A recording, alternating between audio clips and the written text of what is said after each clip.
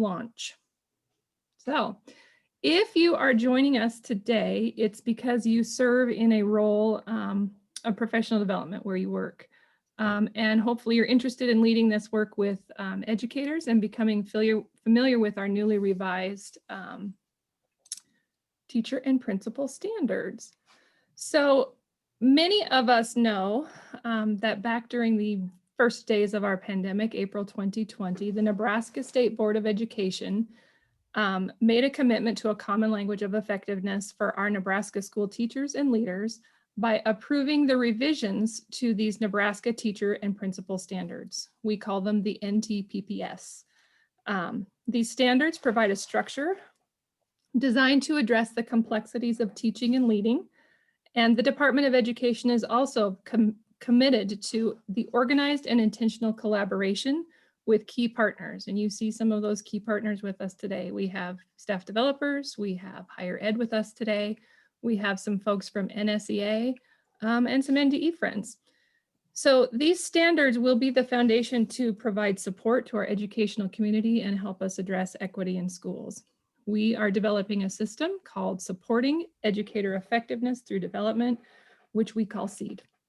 So these standards, this NTTPS, were developed pre-pandemic. However, we know that they have aged well, and some of the expectations still will hold true for post-COVID schooling. One of the things that I think we're most fortunate about in Nebraska is they were written by Nebraska educators for Nebraska educators, and they really represent the vision and the North Star and the level of practice that our students and our educators deserve. So it's my treat to get to work on this SEED team, part of my contract with ESU. And I specialize in the side of the team that really works on teacher and principals or teacher support and development. SEED stands for Supporting Educator Effectiveness Through Development. And these standards are going to cause some shifts. Just like our content standards, we talk about the shifts in reading and the shifts in math. We have some of those same shifts here, starting with the idea that these standards should serve educators in support and development in a bigger way, with evaluation being a smaller but balanced part of that development rather than a standalone component. But first, you should get to meet the rest of the SEED team and hear their why and their passion for this work. So I'm going to share my screen while Kim comes off mic and talks about her passion and her why. Well, hello, good morning, everybody. Yes, I'm dug out under the snow. We're glad you're here. And we obviously, our SEED team is completely invested in this instructional model that we call the Nebraska Teacher and Principal Performance Standards. We think it's important for all districts to know and learn about this instructional model, even though it's not a state mandated one. And I guess if we think about why is it important for districts to know about this, even though they have instructional models maybe that they're working with and have been suiting their needs, I guess you could say. I guess the reasoning would be that the instructional system, that's the SEED system that's being developed with these standards as the foundation, is about allowing for teacher and principal growth. Like Julie said, it's not necessarily about a system that throws barriers up in front of those folks, and it's about autonomy and context and helping schools examine what they're already doing through their own instructional model, as opposed to just another checklist of requirements for them to check off saying that they're in compliance with the department's requirements. It's about teachers and principals feeling supported and having opportunities for development and working in an educational community where they feel like they can be successful. And ultimately, that'll help us reach the goal that every student will have an effective teacher and principal in front of them. So again, thanks for being here, and I look forward to the conversation. Ryan? Good morning, everybody.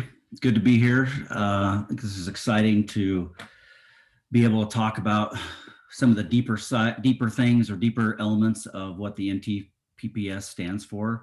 I just want to talk briefly just from the principal side of things. How do we maximize the impact and influence of the principal? We all know how incredibly important leadership is. And within this model, it's intentionally designed to really maximize that, to put principals in a position to be successful leaders for the long term. And really, you could look at this as an instructional leadership model, and that is surrounding, supporting principals to seek out hard questions. A lot of times, the more you dig and the more you look for things as a principal, you're not sure what questions you should be asking. Well, this model is about what Kim said, really personalizing and creating context for individual districts. And if that can happen from a leadership standpoint, we have to have the courage to ask hard questions. If we are truly looking at the equity for every single student within our schools. And really, as a principal, you need to have the ability to lead mindset changes. How do you do that from the human side of change? How do you approach that? And if that's possible, creating those critical questions, and then having a genuine opportunity to collaborate with all stakeholders, and bringing people to the table, all working around a similar goal, and wanting to answer those critical questions. And at the end, if the mindset shifts can happen, if we have the courage to ask hard questions, and we are able to maximize the impact of leadership, then we can truly look at a sustainable change for the future in education. And that's what this model is designed to do. Thanks, Ryan. So I'm so tickled to be here today. We are launching today for you the first installment of a few more to come, and it's called Sowing the Seeds. Now, lots of you from ESU know that I was raised by Penny Busingay as a staff developer, and she loves a good theme. She would have costumes if she were here, but you'll notice an agricultural theme with some of these modules that's kind of helpful to tie it all together. So this is based out of the Nebraska Teacher and Principal Performance Standards. I know that you all are familiar and have spent some time at least working with those and reading those a bit. That document has been available since April 2020 on the Educator website, Educator Effectiveness website, and NDE. But we have a couple other artifacts that we're going to share with you today that will hopefully help you as professional learning folks support our teachers and leaders out there in education land. So this idea was kind of born back in October. And at first I was just going to design some things. And then I said to Kim and Ryan on the team, it would be so much better if you let me bring some of my friends along. And you guys have heard me say this, if you do something well, if you have some of your friends look at it, they'll just make it better. So we had a really strong design team, and here they are. And some of them are with us today. So this team was chosen purposefully to include ESUs, to include NDE, and to include the people who work in our educator prep programs in higher ed. Kim has done a significant job in leadership in promoting this idea that we are a P20 system, and that we raise teachers through those EPP programs and into our schools, and we raise those teachers in our schools into leadership and other service. So Kellen, do you want to come off and tell us who you are, where you're at, and kind of what role you played on our team? Yep. Good morning, everybody. My name is Kellen Conroy, and I'm part of the teaching and learning team at ESU1 in Wakefield, Nebraska. And part of my role on this team was I really helped with the group that worked on the principal materials, but also helped with the facilitation guide that you'll see here in a little bit. So thanks for having me this morning. Yeah, Kellen, you guys know, is incredibly organized, and he really gets a lot of credit for the facilitation guide that you're going to get to see here in a little bit. I think it's a great tool, and I appreciate his help. I think we also have Adam Fetty with us from Chadron State. Adam, you want to come off and introduce yourself? Hello, everyone. This is my first year as a education instructor at Chadron State College, but before that, I was a principal for 5 years, and then, of course, a regular classroom teacher. And so my expertise was working with Kellen, and then I believe that Sarah is also on here from UNL on the principal standards. Thanks, Adam. Sarah? Good morning, everybody. Yes, I was also supporting Kellen in his efforts to put good product out there. I'm Sarah Skretta. I'm currently the certification officer at the University of Nebraska in Lincoln. former high school teacher and administrator in both Omaha and Lincoln area schools. And I'm really excited about the P20 span of this. The C team's done a great job, and it was great. It was a great opportunity to help put this together because I think this is going to be some good stuff. So thank you, Julie. And we know Sarah is the better half of Screta and Screta. So welcome to our ESU crowd, Sarah. It was fun to have you aboard, and she had lots of, she just added a lot to the conversation. Sarah is also the president of NACD, which is, can you tell us what NACD is, Sarah? You bet. It is basically, it's the Nebraska chapter of the American Association of Colleges for Teacher Education. So every educator preparation program in Nebraska is a member of that group, and we meet regularly to talk about primarily regulatory issues as it revolves around program quality, teacher shortage, those types of things, as well as certification. So Sarah has been a great partner with the SEED team and will continue to be as we launch these standards and do the bigger systems work with our SEED system going forward. So we appreciate her partnership and her voice in that EPP crowd. So is Derek with us today, or Sarah? I didn't see him join. So Derek is from ESU 3. He worked on the teacher side of the set with me and Lauren Gotti. Dr. Lauren Gotti is also from ESU, or from UNL, as an associate professor there, and she worked with the teacher set with Derek and I. So what you are going to get access to in just a little bit is this hyperdoc. And this hyperdoc is how we are going to make available all of these materials. And you can see that this is the first installment of a few more to come. So today, this Growing Our Practice project, we're going to launch this set of materials right here. So you're going to get 6 artifacts to work with. Essentially, you have a teacher set and a principal set. We've designed a facilitator guide with Kellen's. You're going to love the design of it.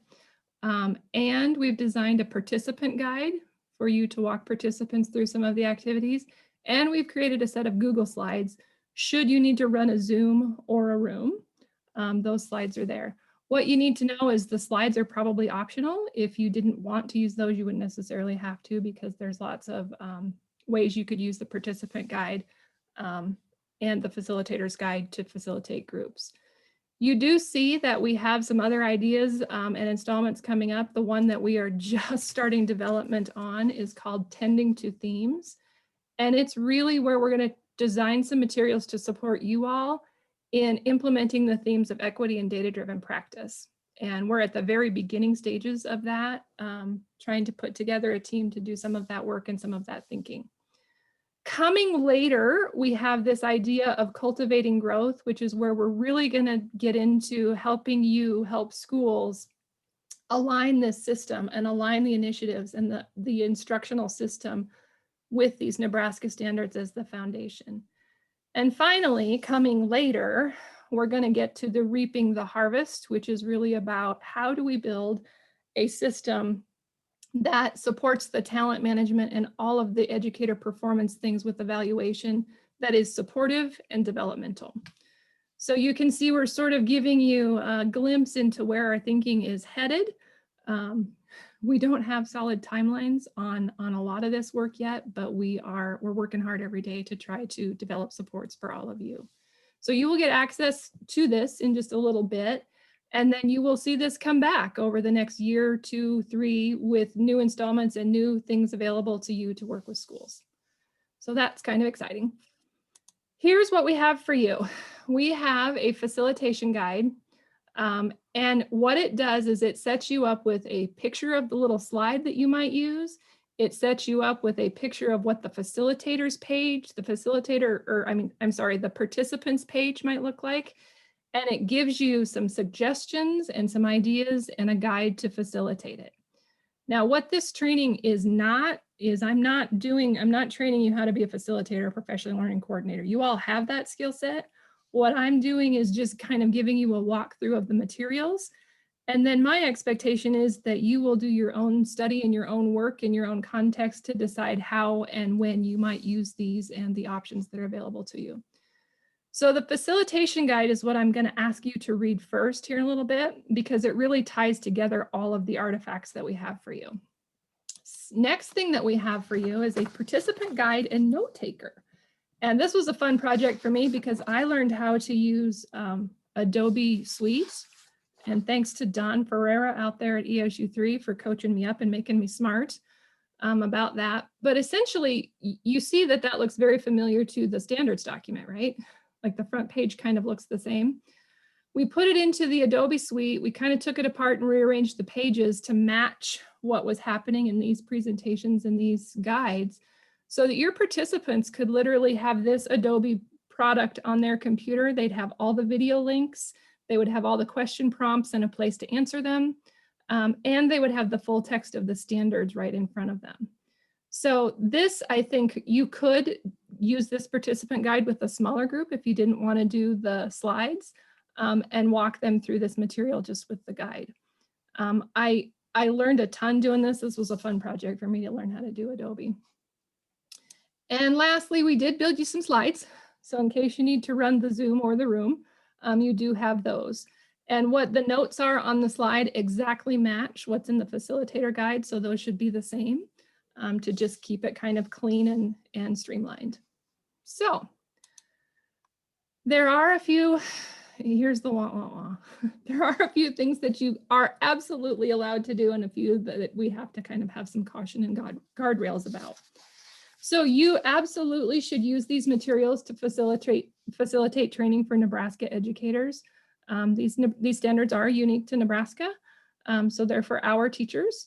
You as professional learning facilitators should know that you have absolute autonomy to shorten, to lengthen, or to chunk these things depending on what your audience and what your setting is.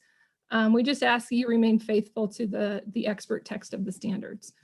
And you should absolutely exercise your choice and autonomy with the facilitation suggestions. There's extensions on almost every slide.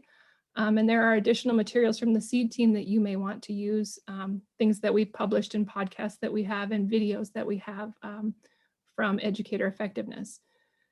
Here are the cannot do's. So you cannot take editorial freedom with the text of the standards. So you are not allowed to say, you know, planning and prep is kind of overrated. I think we'll just take that chunk out.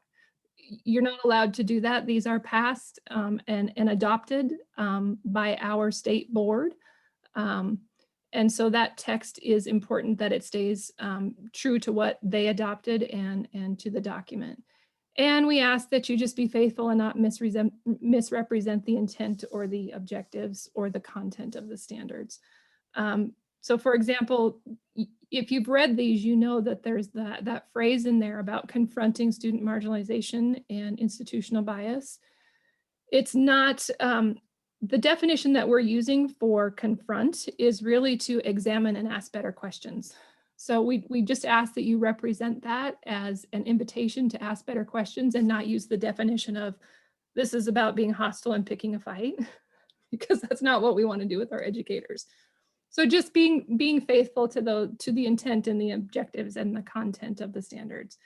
So you all have your own style, and certainly you all work in different contexts, and you should feel free to make some decisions about those things, but just put the guardrails on. The text of the standards needs to stay intact. Questions about the can-dos, can't-dos? And you should feel free, if you have a question, Kim and Ryan are watching the chat. If you have a question, pop it in the chat. And we'll make sure we get an answer to you either today or after the session if we need to. Okay, easy peasy then. So here is your one-stop shop for resources, and I'm going to click up the QR code and I'm going to drop a link in the chat. And what I'm going to ask you to do for the next 15 minutes is to just take kind of a tour of the teacher set. We're gonna quickly run through the teacher set, then we're gonna rinse and repeat and run through the principal set. So for now, I would like it if you could just take a look at that teacher set of materials. And if I were you, I would start with the facilitator guide. And the reason I would do that is because it kind of ties together all three artifacts. And then they'll make sense to you and you can go, take a look through those. So let me get a link for you. I'm gonna stop my share. I'm going to get a link for you to put in the chat. Oh, there's our friend Derek. And then I'm going to go to 15 minutes. And really, I'm going to be quiet. I'm going to ask that you all kind of take a time to read these documents. And we'll come back in 15 minutes and I'll give you kind of a flavor and a quick run through of the slides with the facilitator guide. So let me get out of here and get you that link.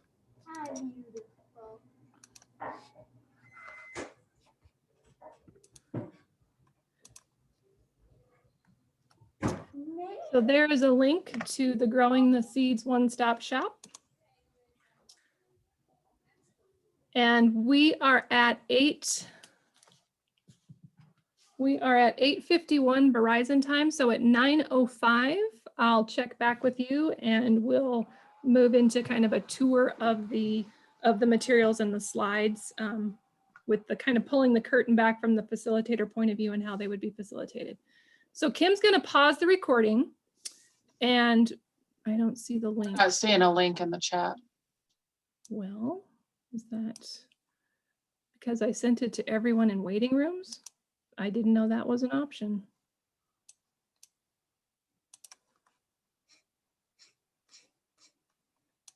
Okay, I'm going to send it to Kim. Kim, do you have a different option to send it out to everyone? I don't have the everyone option in my chat. Well, I can see it in my chat. So And I can go. I clicked enable waiting room. I don't know. And I can go back to the. You can shoot it to me too, Julia, because I can see everyone in the chat. I have never had that happen.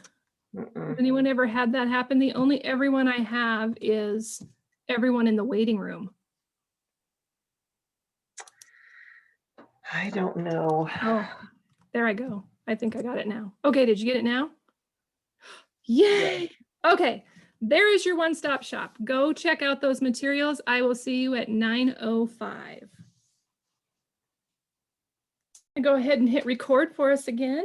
Oh, Kim's already got it done for me. And we are going to jump into the teacher set of materials. So I hope you had a chance not to read every word, but to kind of take a look through each of those artifacts and, you know, think about how you might be able to use them with your teachers.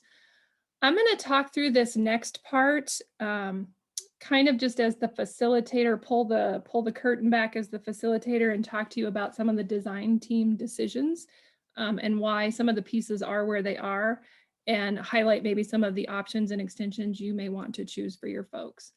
So each of these sets starts with an opening slide that indicates this is Sowing the Seeds, which are part of the bigger set of the Nebraska Teacher and Principal Performance Standards, but each set highlights, like this set is for the teacher standards.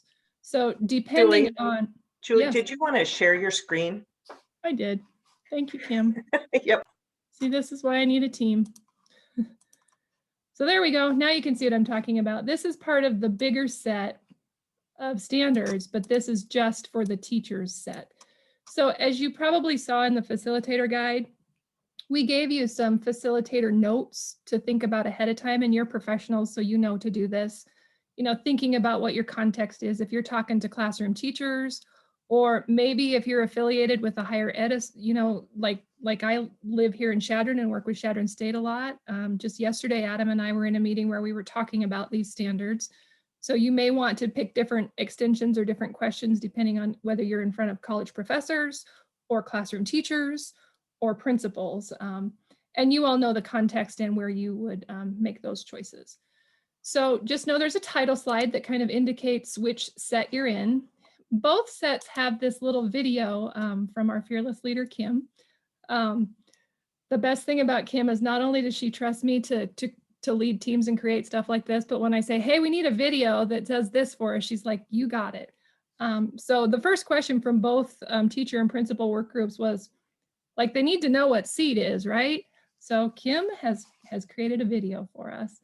I'm going to make sure that we have some sound for you on this video and share with you what Kim has to say. So here's Kim. Hello, everyone. I'm Kim Snyder, the Director of Statewide Teacher and Principal Support. And I'm assuming since you're watching this, you're probably about ready to take a deeper dive into the Nebraska Teacher and Principal Performance Standards, also known as the NTPPS. The NTPPS serve as the foundation for a much broader educator effectiveness system called SEED, S-E-E-D, and that stands for Supporting Educator Effectiveness Through Development. And this system will focus on a shift from compliance to support and development so that we as an educational community across Nebraska can support those teachers that need the support and principals, but also have development opportunities for teachers and principals so that they can grow professionally. The awareness of the standards and the common language that they provide are crucial right now, because this is a shift that's going to take a long time. It could take up to 5 years or even longer. It's possible. But this shift is being developed with very intentional collaboration between the Department of Education, educational service units across the state, higher education programs across the state, and also with districts. So this intentional collaboration is going to lead to even more collaborative efforts so that districts have the opportunity to provide all of their students, especially those who have been historically marginalized, but all of their students, the opportunity and access to effective teachers and principals. Thank you for being a part of this work and for contributing some time and effort to learning about the standards. Nebraska has always been known for having an outstanding educational system, and I'm really excited to grow together so that we can not only continue in that tradition, but also enhance the opportunities that we're providing our students. Thank you very much. And that's our Kim. She did a good job. So if you are working with an audience that just needs to know more about SEED, that video is there for you. And of course, as good facilitators, you know, if you need to follow up with question and answer or ask what stuck out to you to build their understanding, you certainly can do that. The next slide is the objective slide. As good teachers, we know we should have a learning target. And I think the thing that the design team and I really had to struggle and kind of put guardrails on and come back to often was, these are materials to build foundational awareness and familiarity. So this isn't unpacking standards. This isn't how do you implement it with strategies. This is really, what do these say? What's different about what they said in the first version to the updated version? It's just basic familiarity. And we feel like the work that we have planned in the next 3 installments of this, we just want to take time to go slowly and be really familiar with the expert text and content of the standards. So you're going to hear me a couple of times bring us back to that, because we're like professional developers. We want to do unpacking. We want to do the hard thinking. We want to do all of that really synthesis and analysis stuff. These materials were designed to build familiarity and awareness. So just know that we're kind of at that level of an objective. And there's some facilitator ideas on how to present the objective and teach that, provide clarification for your participants should you need to. That's all stuff that you guys do every day and know how to do well. We have a little slide here to invite folks to kind of start their thinking. The design team kind of did a KWL, what do you think you know? What do you want to know? It's also in the participant guide. I put these little green checks on here with the participant guide page because that's just a Julie thing that she needs when she's in front of a group. Just gives us the breadcrumbs to get our participants to the right place. So there is a place for them to respond. If they want to print it out and write on there, they can. If they want to type in the box, they can, to sort of get the juices flowing. And then we have kind of the emotionally compelling opening, should you want to use it, that asks the question, what makes a great teacher? What makes a teacher great? And this really clever video that I like, it's just the right length. It's just the right flavor to kind of get people thinking. So as a facilitator, I would just ask that question. What do you believe the qualities are and practices are of a great teacher? Let's take a look at what this fella has to say while you think about what that definition might be for you. In the facilitator guide, I want to pull this over for you for just a second. Or in the participant guide, what you will see that I've done here is we've created spaces for them to respond. But I've also put, every time you see this thing, that is the video link to the video that's in the slide. So if you're on a Zoom and your internet goes wonky, like mine sometimes does, you can take your Zoom video down and you can just have participants do it on their own device. Or if you're using this in a situation where you're just like at a round table small group and you don't have the slides up or you don't need the slides, these links are all in this participant guide for them. They're right there for them to use. So that's a handy little piece that we built in for that. So I'm going to play this video just because it's good. And you can think about how this might work for your audiences. Take a second and think about the greatest teacher you ever had. Okay, I bet that didn't take long. What was it that made them great? Was it that she was a master of her subject area and knew everything there is to know about polynomials or photosynthesis? Or is it the fact that she could put those ideas and concepts into a language that you could understand? Was it because he had the answers to all of your questions? Or that he always answered your questions with harder questions in return and made you think? Was she great because she let you do whatever you wanted? Or did she teach you how to focus and stay on task and tell you to put your phone away or your 8-track player? Was he great because he didn't call your mom when you accidentally dropped the F-bomb in the middle of class? Or because he did call her when you wrote that poem that made everybody in the room tear up?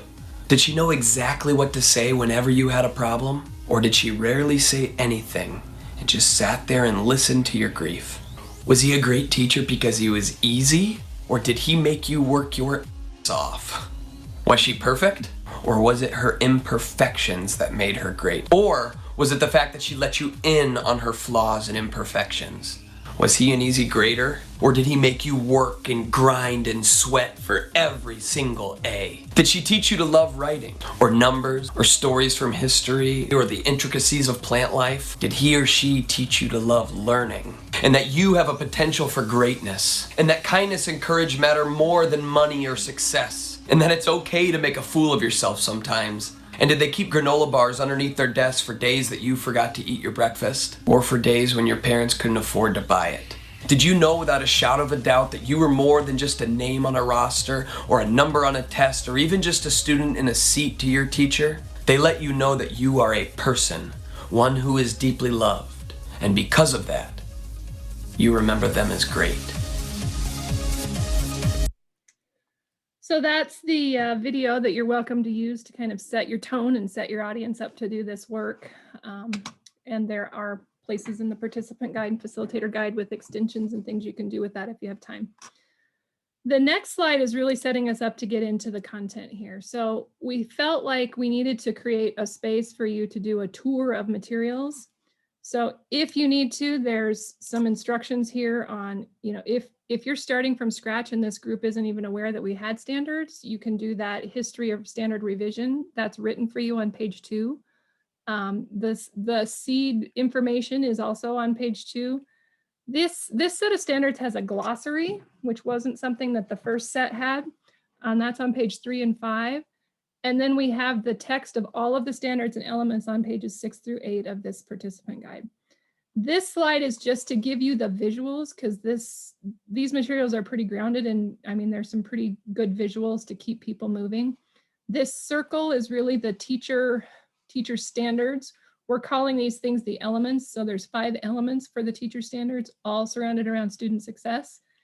And then they're color coded as you get into them. Of course, there's this big overarching standard and then the indicators of each. In the participant guide, there's a place for folks to take notes over here, whether they want to type them or write them. And there's also a seed video link right here. I might invite Kim to come off mic and talk about what these videos are. We did these last summer as sort of a first pass to introduce the standards. So Kim. Sure. Yep. Thank you. What we did was we wanted to make sure that people had little 15 to 20-minute videos of all the standards, just as a quick introduction, because we knew we weren't always going to be able to get these out quickly due to COVID. So we brought together a student, a teacher, a principal, NDE, higher ed, ESU, and did I miss one? Superintendent, did I say that one already? Brought those folks together and had them go through each standard and just have a conversation about each standard and each indicator, so that we've touched on every piece of the standards, and from the perspective of those folks who are actually using them, so, or who could use them. So that's what the videos are, and they're on the Educator Effectiveness website for you. So I'll be honest with you guys, I don't know that I would use these videos if I were doing a stand-up training in a room full of teachers, but they might be handy if you needed to support somebody, like flipping a classroom, like sending them out ahead of time. They might be handy if you have people who miss the training, who you could send the videos to as a backup way to get the information. And depending on how you chunk this up, you may want to do, instead of doing a one-time sit and get kind of training, you may want to do, you know, six times at the beginning of a staff meeting, where we're going to do planning and prep this 15 minutes. Watch this video before you come to the meeting. So they're linked there. Doesn't mean you have to use them here, but they're just a good resource. So we linked them everywhere they were appropriate. You probably already saw that after each section, they're linked in a hidden slide as well. So they appear here in these hidden slides for you. And if you don't want them there, when you download your copy, you can move them to the end or take them out. They're just there as a resource because we have them and they're pretty quality and they might be handy for a few reasons. So after you get through a tour of the materials, the next thing that each of these sets do is we do some work with vocabulary. Now, good teaching, we just know that front loading some of the vocabulary is a good thing. And a lot of the shifts are also sort of echoed in the vocabulary here. So I know Derek joined us late. Is he somewhere out there on my Zoom screen? I am, Julie, yes. Because this activity is really Derek and Lauren's work. So I'll start, but you jump in, Derek, if you have things to add. We've given you kind of two options here. You have in the participant guide, they can see the vocabulary, read it, they can write on their participant guide, they can do anything they'd like here on the paper version, but we've linked a digital option here, and we've linked it also on the slide, should you need to click into it there. But the digital option just says, you know, take some time to skim this vocabulary, and for fun, if you want to tag some things or highlight some things, we have a force a copy activity here for you. Make my copy. Well, it's not going to go for me. The force of copy brings that up digitally, and then these things are icons that your people can move around digitally to the thing that makes me think, to the thing that I might have a question about, or the thing that I'm saying, yes, that's important. So you kind of have both of those options depending on whether you want to go high tech or low tech. Derek, what would you add to that? Yeah, I think we were just trying to give as many options as possible, whether you're facilitating a meeting through Zoom. We thought the digital might be a way too that you can engage your participants in it so that they've got their own copy as well. And I guess it just gives them just the glossary somewhere. So if they want to add comments or anything else to it, they've got that option also. Yeah, so what we were trying to do is to not just say, yep, there's a glossary, you should look at it, but actually give them an experience with the glossary so they could see what it really is in there. Then there's on a lot of these slides, there's this optional extension, you know, and depending on your facilitator context and decisions, you may want to do, you know, a different conversation, capture a conversation around vocabulary and refer to it later in your slides. You should feel free to do those things and make those choices if you want. So that's kind of the opening chunk of the teacher set. And what we're going to jump into now is it's kind of the same recipe. It sort of rinses and repeats with every element. So I'm going to talk you through the first one. I'm going to fast track through the rest of the elements and show you the closing. So you can just see what's there and what the options are. So each element opens with the graphic again, and grounding them in there are 5 elements that really surround student success. We're talking about planning and prep on this one. And each one of these has some questions that you can prompt your participants with if you'd like. When you hear the words planning and prep, what does that mean to you? What are some main considerations and processes you should think of when it comes to planning and prep? You know what kind of timelines and what kind of real estate you're going to have in your training, and so you'll need to make those choices on what you want to use for extensions or not. The next slide that comes up gives you the overarching standard. So it could be a table discussion or a prompt to, when you read this, what stands out to you? And like I've said, the vocabulary is something that does sort of nuance a lot of the shifts. So maybe that's a way to get into the maybe what's jumping out to them.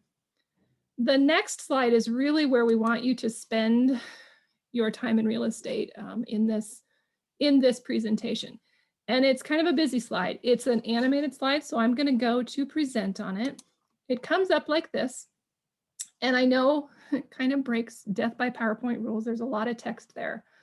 But one of the important features of this is we wanted to make sure we were honorable to the text and the complete set of text that our educators wrote in these standards.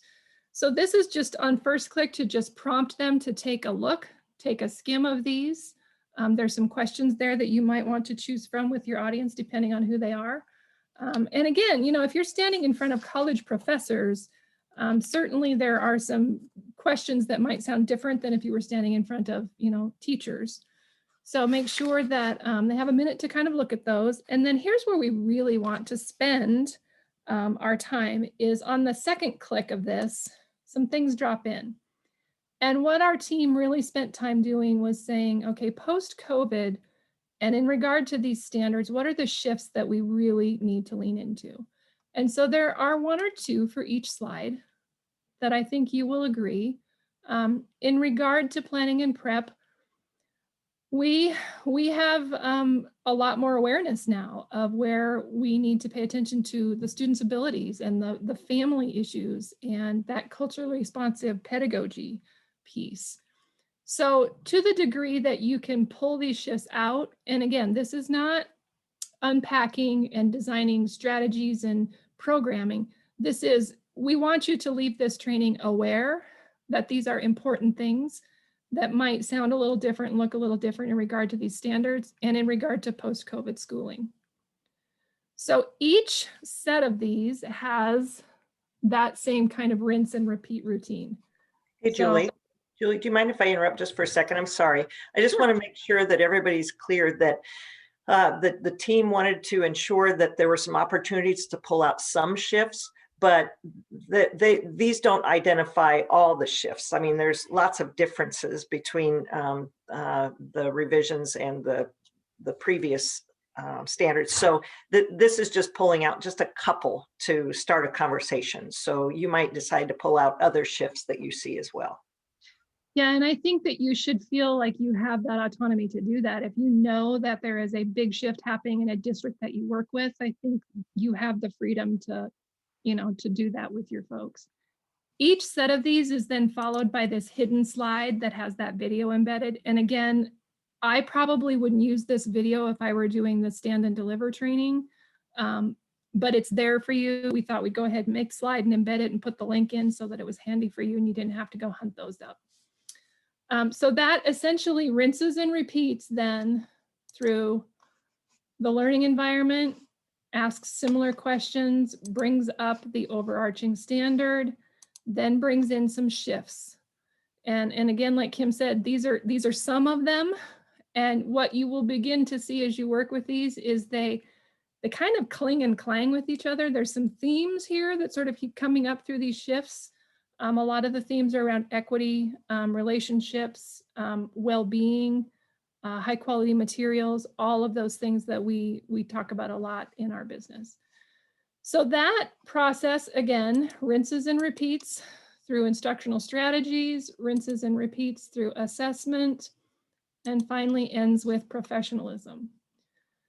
So those are slides that I really do think you're probably going to need to spend some time studying and deciding, what's your commentary about those shifts in regard to the context you're in, and how you would present that and work through that with your teachers and leaders. So the closing to this one has a quote, and I'm going to pull this up and let you just take a look at this quote.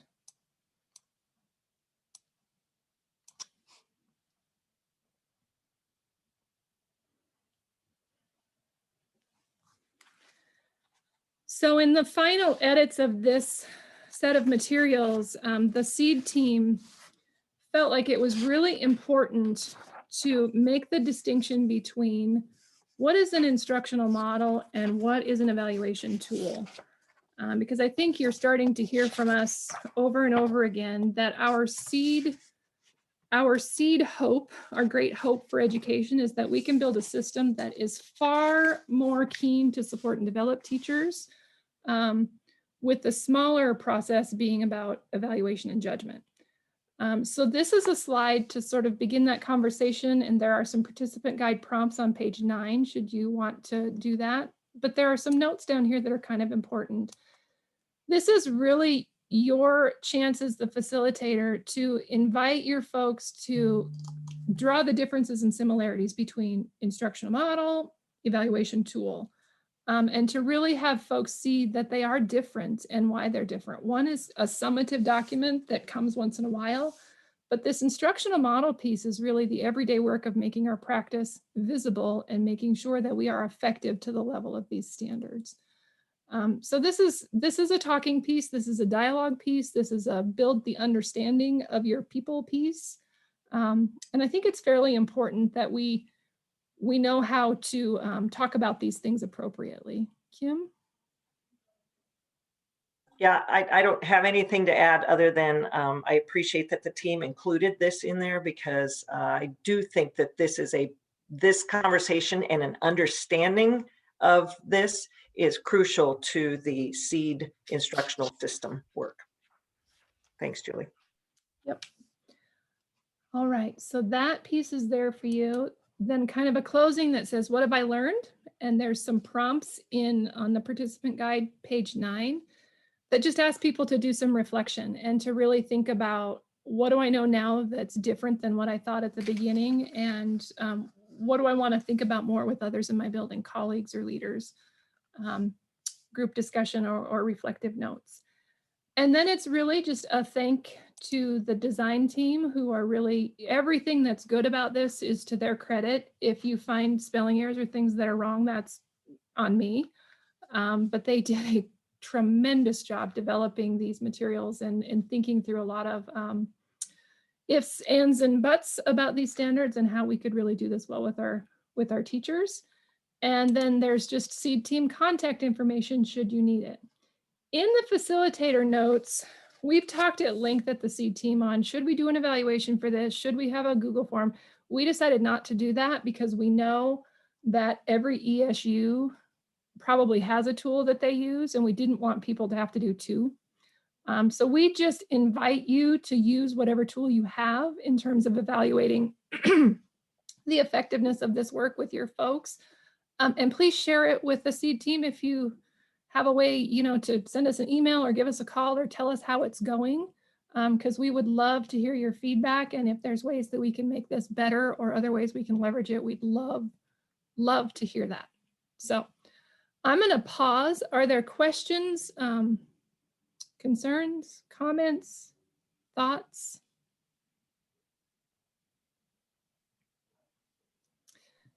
Great work. Awesome. Loved how everything is embedded within that facilitator guide. So very, very wonderful work. I only had one question, and I just wondered about facilitation and time. What were you guys maybe thinking in designing, if you were to do this teacher section in its entirety, what would you recommend setting aside for time? Yeah, and Kellen can jump in here too. We started out with the intention of 45 minutes or an hour.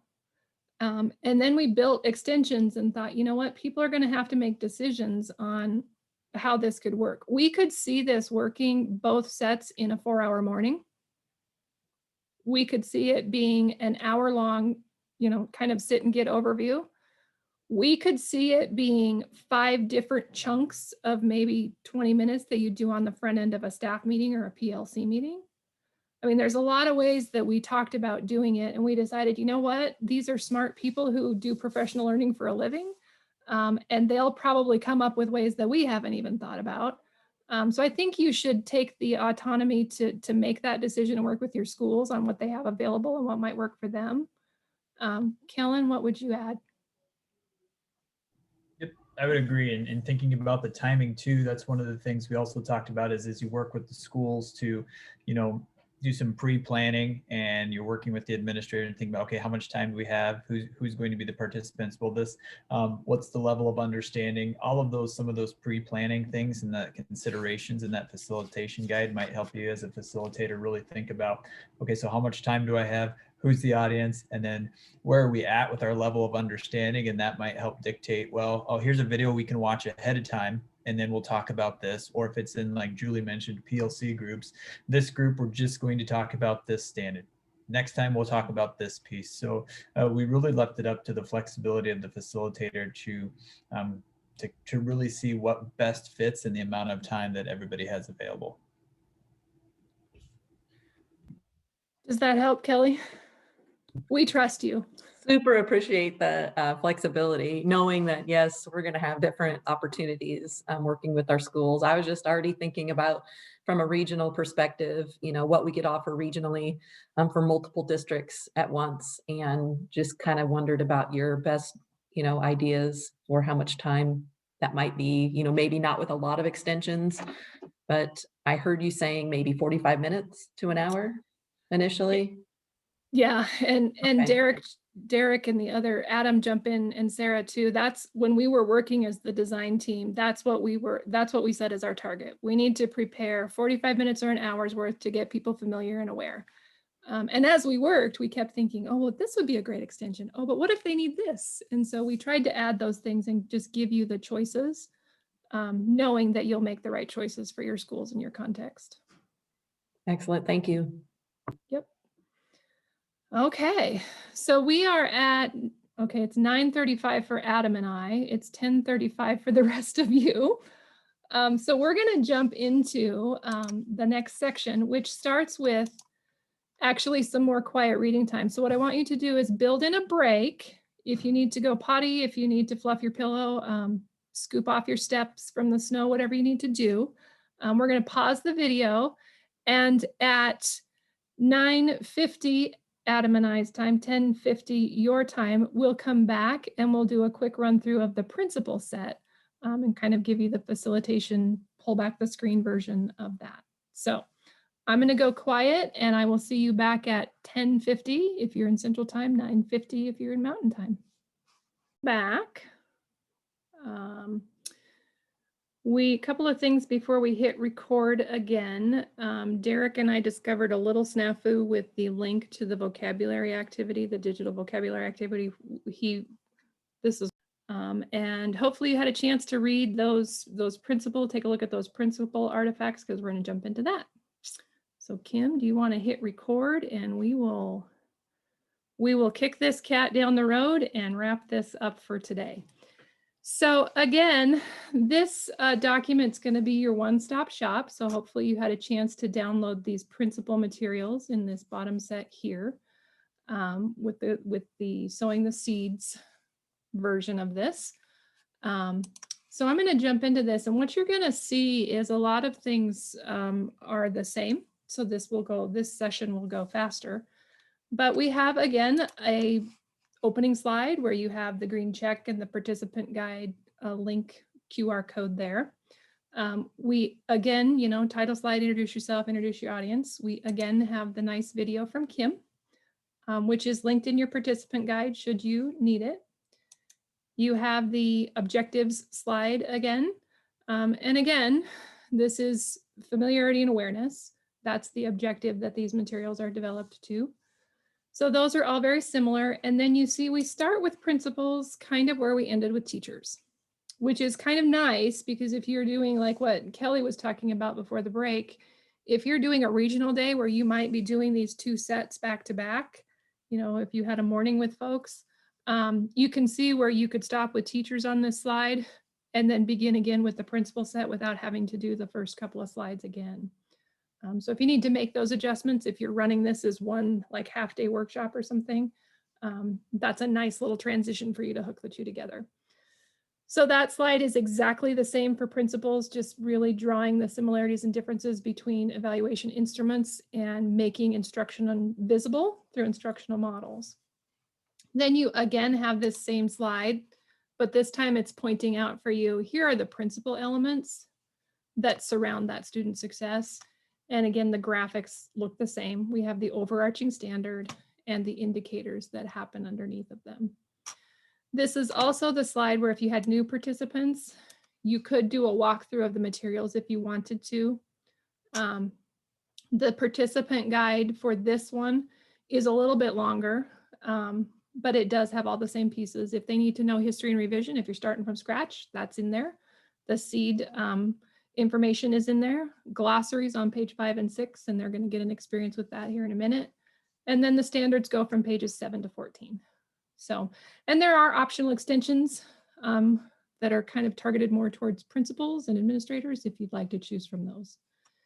This is a new slide that we added in this one and kind of for a specific reason. We put this link to the Educator Effectiveness website. And you all know this, but we may need to really communicate this well to our administrators that that site is not static. There are things getting updated and put there weekly. And as we build this system out, a lot of the, you remember sort of the legacy documents from Janine Tyler and her work around those evaluation tools. Lots of those things are going to be getting updated and moved out and replaced with new. Until then, they're there because we know schools are using them and it's good work. So just know that this page gets updated regularly, often, and it, you know, if you're a principal in our state or an administrator in our state, you probably should have this bookmarked somewhere because you probably are going to need to go there for resources at some point. Probably more so than teachers. Teachers might come here, but principals certainly need to. So that's Julie. linked in there for principals' convenience, and I would just invite folks to, if you haven't been here, go check it out. Make sure it's bookmarked because this is where you're going to go And to Julie, find stuff. do you mind if I interrupt? Sorry. Sure. But just to make everybody aware, I don't want anybody to panic that the materials that have been there for a lot of years and a lot of districts are using, those are going to stay. If we're going to make changes to those, you're definitely going to have a huge heads up about that. And again, we said at the beginning of this presentation that this work is going to take years. So don't think that there's going to be massive changes to these documents overnight. We would definitely, number one, we will be utilizing our partnerships to help make changes to those documents. And we would never, ever take anything off of this website without letting folks know about that well in advance. Thanks, Kim. So then we jump into the vocabulary activity for leaders. So, and this is really the work of Sarah and Adam and Kellen. So I would invite them to just jump in anytime they'd like. But what we did as a design team is we really went through these vocabulary glossary words, and we tried to pick out the ones that really sort of nuanced a shift. And you can see that set of words here on this slide. So there are some facilitation ideas to sort of introduce these words, and there are some optional extensions to take them further into this if you'd like to. And there's some table discussion ideas if you want to flesh these out a little bit more. But essentially, the glossary serves the purpose of giving us this common language, and being able to be nimble with these words and use them appropriately, I think is a growth area that we're going to work on with this seed system. So Kellen, Sarah, Adam, thoughts on what might you add to that? You did a great job, Julie. I don't have anything to add. Okay. What I loved about Sarah is being a previous, being a recovering administrator, she really pushed our team to say, principals are busy folks, and we believe her when she says that. And so we designed these slides with some pretty specific features to keep the attention of principals who are very busy and might be pulled to answer email and do other things. So we were really purposeful with pulling these out and kind of being Captain Obvious with, these are important things for principals to be able to lead and talk about out of this glossary. So there's, of course, lots of options here for you to extend that and have table discussions if that's what your group needs. And then you're going to see, again, this same sort of rinse and repeat thing that's happening with each of the elements. So we start with vision for learning. You see the green check kind of gives you the participant guide spot. And each of these have a very similar question. You know, what does vision of learning mean to you? How would you describe your vision for learning? With that text in front of you to sort of guide you. The next slide drops in. This is a little different. It drops in for our, that is an odd thing happening on that slide there. This one drops in, really we're going with actions and results. And the principal team that was designing these said we really have to get to the meat of it with principals. This is what they live. They are about actions. What actions do I do as a principal, and what are the results I'm going to get? So you'll see bigger overarching slide, and then you'll see this action and results slide. And there, of course, are notes and facilitation things that you can use there depending on who you're working with and where they might be in their learning. Then this third slide is, again, where we'd like you to spend your time in real estate.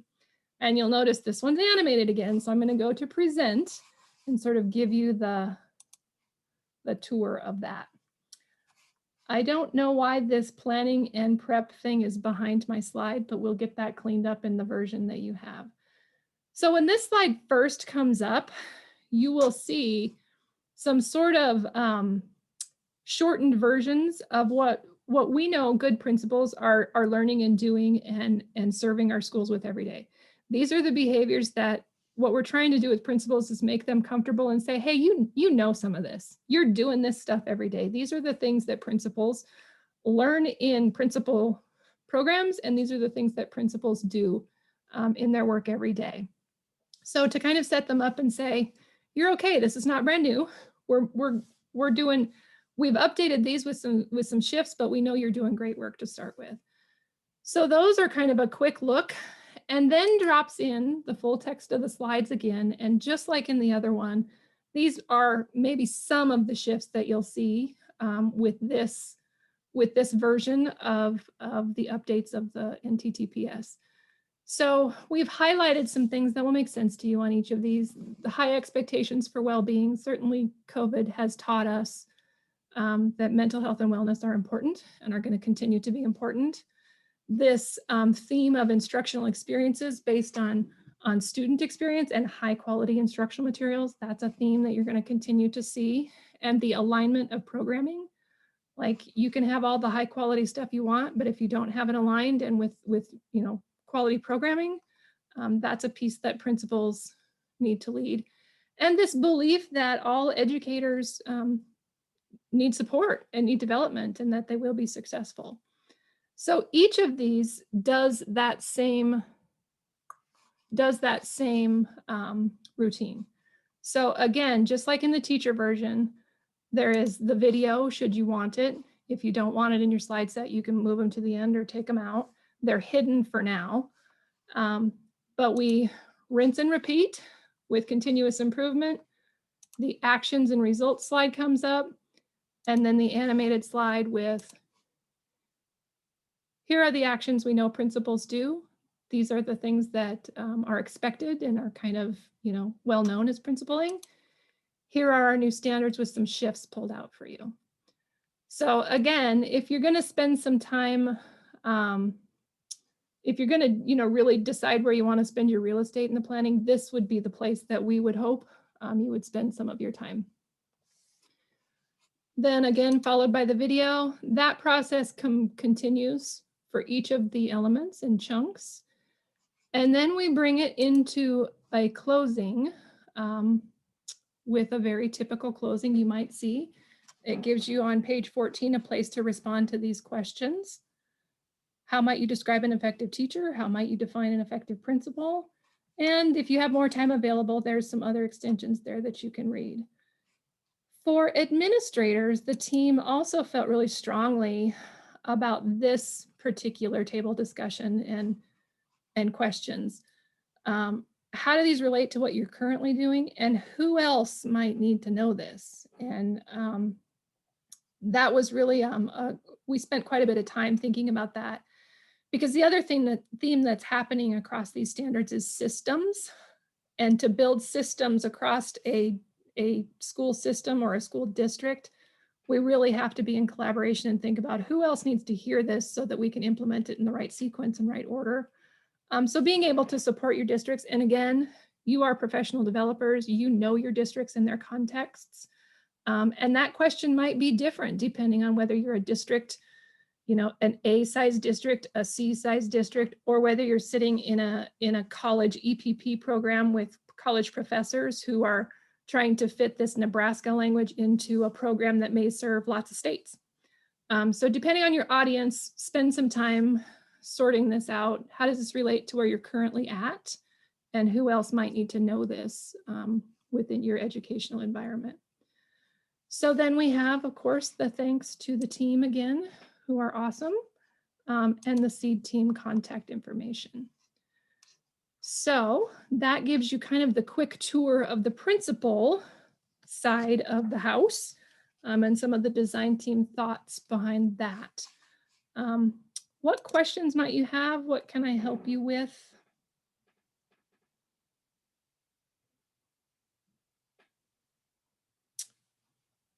You guys are so quiet. Thoughts for the design team?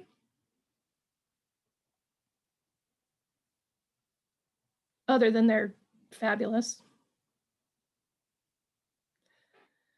So I guess we'll wrap this up and call it a day. Of course, if you have questions, Kim and Ryan and I are always available. The other piece I want to show you real quick, like in case you need these to support your schools. If you scrolled down on the Growing Your Practice one-stop shop, you will see that I did link some resources here for you. So there's all of our contact information. Educator effectiveness homepage is there. If you have questions, we have that frequently asked questions site. And I don't know if you've noticed, but we've been writing articles and talking to people all over the state. So those are all linked for you there. And I think Andrew's on here. We love that, Andrew. He helped us do a podcast, and we're going to do another one this week. So our original podcast is linked there. That kind of talks about where our thinking is and where our hope is for the future. And we're doing one this week that's really going to talk about that phrase, confronting student marginalization and institutional bias. And we're going to really dig deep into the definition of confronting, because we really feel like it is about putting things out to examine them, to really think about our own biases and ask better questions as educators. So if you're needing further material to support your schools, you can always talk to us, and you always have these resources available. So questions, thoughts, anything for the good of the cause? I do. I know that the phone numbers on the slide for the NDE folks may work, they may not, because we're in the shift, because the NDE is moving buildings.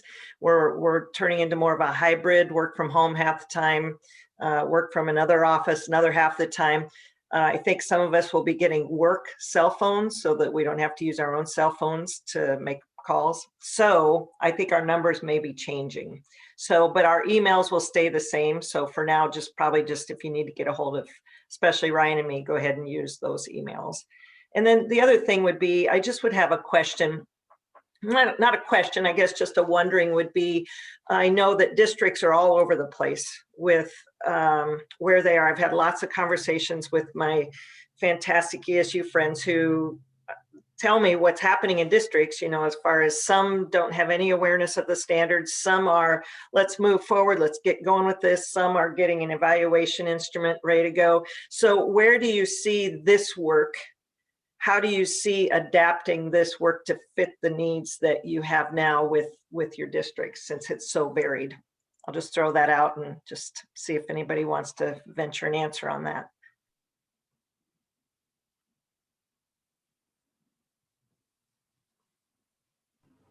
Kim, this is Lori at ESU4. Our districts are in the beginning stages of this. We intentionally did not push hard once COVID hit, and so we've mentioned it, but the resources you've offered today are going to be perfect for the work we're going to prepare to do. Both with our new teachers, I can see it as a great way for our new teachers 2-day workshops and our principal leadership work. So thank you. It's great work. I see it kind of too as like a jumping off point. If they're interested in reviewing or revising their instructional model, it gives them a step-by-step easy process to follow to understand the state standards. And then they can look at what they're currently doing, what their current practices are, so they can do some alignment on that. And I would even build off what Karen said there, Kim, is that I see 3 buckets or categories of support that our ESU will be providing in the future. Those that have an instructional model such as Danielson and helping them with the alignment piece, those that have Marzano, and then we have a small group of districts that do not have an instructional model yet. So we are thinking about what that conversation looks like and how we can support our districts that don't have a model in making a decision. So these resources will be very helpful in those problem-solving conversations. Kim, I also see this from a teaching and learning department perspective for our team to really dig into these standards and tie the work that we're doing in school so we can have connections with whatever workshop we provide for our principals, for our teachers. So we are making connections all the time. So these resources will help build capacity of our team in order to do a better job of connecting to the standards with our schools.